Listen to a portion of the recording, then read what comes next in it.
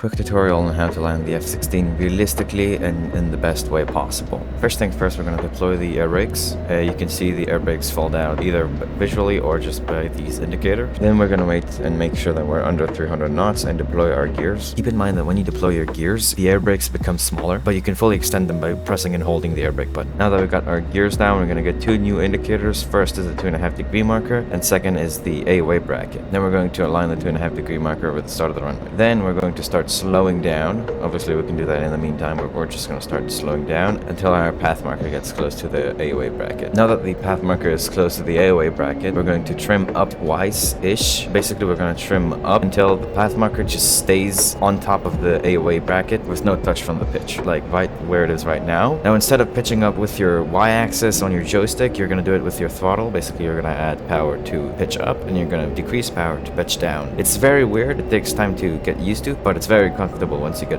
used to it. Now we're going to fly like this until we get close, and then when we get close we're going to try to align ourselves a little bit better. We're going to put the 2.5 degree marker on not the threshold of the runway but the 1,000-foot marker. As you can see, I'm lining my 2.5 degree marker and my path marker on the 1,000-foot marker on the runway. Alright, now be prepared. We're going to do two things when we're about 40 feet to 30 feet above the runway. We're going to do something that's called flare, and we're going to also do something that's called idle power. Idle power is basically when you put your thrust to 0, and flare is putting your nose up to make the landing smoother. And the idle power is so we can slow down and touch down at around 13 degrees of AOA, because in that way we'll be able to air brake and also just land the best way. It would really stick us to the ground. Basically when you flare, you want to flare for long enough so your aircraft can slow down to 13 degrees of AOA, where then you will touch down. You want to do that very carefully, because if you overcorrect, if you flare for too long, then you're gonna be too slow and then you're gonna smack down on the runway. Timing is very hard, but you will learn that with time. 60,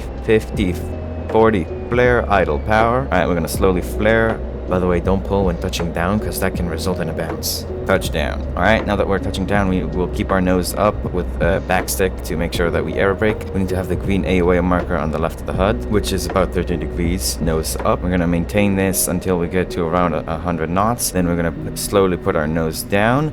We're going to start braking and pressing the air brake button to fully extend the air brake. Once we get slow, then we're going to start releasing some bit of brakes and releasing the air brakes, and then we're going to find an exit and exit the runway. By the way, the NORAD on top of the HUD also indicates when you're touching down.